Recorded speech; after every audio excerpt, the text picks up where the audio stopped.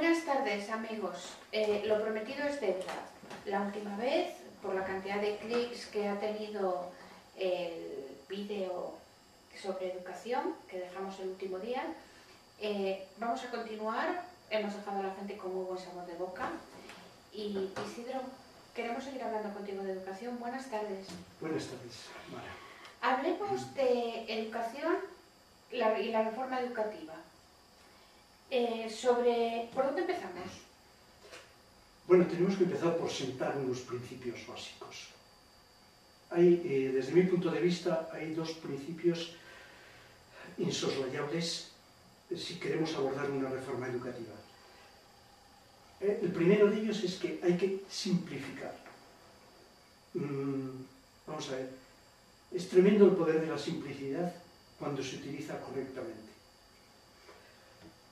El segundo principio yo lo establecería como que esa simplificación tiene que ir dirigida a las personas, es decir, a los niños que no aprenden bien en última instancia, todos los niños que fracasan. No hay un país que se pueda permitir el 30% de fracaso. Es mucho. Es muchísimo. Ni siquiera los países subdesarrollados se pueden permitir hoy ese tipo de fracaso. Bueno, sin ir más lejos, la Comunidad Europea nos dio un tirón de orejas respecto de esto hace 10 o 12 días solamente. Y es que tiene muchísimas implicaciones en todo, en el abandono escolar, pero es que también en la tasa de paro que hay entre la juventud, en la productividad tan baja que tenemos en nuestro país, tiene que ver con todos estos aspectos de la crisis. Aunque no sean en sí mismos la crisis, tienen muchísimo que ver con ella y por lo tanto la acentúan, evidentemente. ¿Qué entiendes tú, Isidro, por simplificar el sistema? Vamos a ver, para simplificar hay que establecer bases, fundamentos, poner cimientos. Y los cimientos tienen que estar desde el principio. Y cuidado, el principio no es lo que se llama la educación infantil. La etapa infantil es una etapa educativa, sí, pero no es una etapa escolar. Ahí tenemos también un elemento gravísimo de mala acción educativa. Explícate. Bueno, sí, es que dicho así a lo mejor llama mucho la atención, pero es una realidad. Hay muchos niños que cuando terminan la etapa infantil ya están condicionados contra la escuela, contra lo que tienen que aprender en la escuela. Ese condicionamiento les va a evitar un aprendizaje mucho más adecuado. La etapa infantil tiene tantísimo que hacer, que no es ni leer, ni escribir, ni nada típicamente escolar, que si lo hiciésemos, los niños estarían en muchísimo mejores condiciones para seguir la etapa primaria en condiciones de mejor rendimiento. Eso sí, una vez simplificada. ¿Cómo se simplifica la primaria? ¿Cómo se simplifica? Sí, mira, ahora mismo en primaria es como un cajón desastre donde allá va todo. Vamos a ver, se puede perfectamente diferenciar muy bien lo que son aprendizajes de base, de fundamentación, para establecer unas bases sobre las cuales después los niños aprendan con facilidad, con soltura. Y eso todo el mundo sabe a qué nos estamos refiriendo. Hay unas bases tan elementales como son aprender a leer, a escribir, aprender la numeración, etc. Pero eso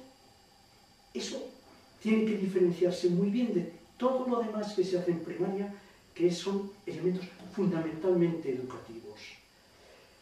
El movimiento, el arte, la expresividad, toda esa cantidad de cosas que están estupendamente, son elementos educativos. Pero no pueden mezclarse, revolverse y confundirse, sobre todo confundirse, con lo que es específicamente bases de aprendizaje para el resto de la vida como aprendices, como estudiantes. ¿A qué llamas tú bases de aprendizaje? ¿Qué crees que es imprescindible que un niño de primaria aprenda? Aparte de conocimientos. Es que justamente conocimientos es lo que a lo mejor no tiene que aprender expresamente como tales, cuidado, porque los niños evidentemente aprenden, y aprenden muchísimo, pero si un niño, como base, aprende a leer, aprende a escribir y aprende todo lo relativo a los números, establece unas bases que le van a servir para toda su vida, no solo su vida como escolar, como aprendiz, para incluso la universidad. Mira, uno de los problemas grandes que existen, por ejemplo, en la ESO actualmente, es encontrarse con un número, pero muy elevado, de niños que no saben leer y escribir correctamente.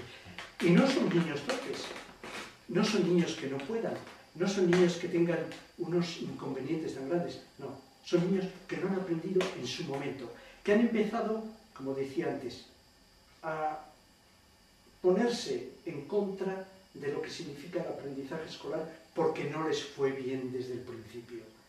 Y si no les va bien desde el principio, les puede, en muchos casos, poner obstáculos y trabas difíciles de superar posteriormente. Sin duda alguna, muy interesante todo lo que nos cuentas, Isidro. Ojalá se tuviese en cuenta, pero yo me temo mucho que no. Es cuestión de predicar y de insistir. Llegará un momento, nosotros no vamos a tirar la toalla, ¿que no? No, por vamos supuesto. A seguir. Llegará un momento en el que alguien nos escuche y le guste nuestro mensaje. Yo llevo un montón de años, como tú dices, predicando este tipo de cosas. No parece que tengan eco. Lo tendrán porque sí. Tenemos que cambiar muchas cosas, Isidro. Y personas como tú, que saben lo que hay que hacer, son muy poquitas.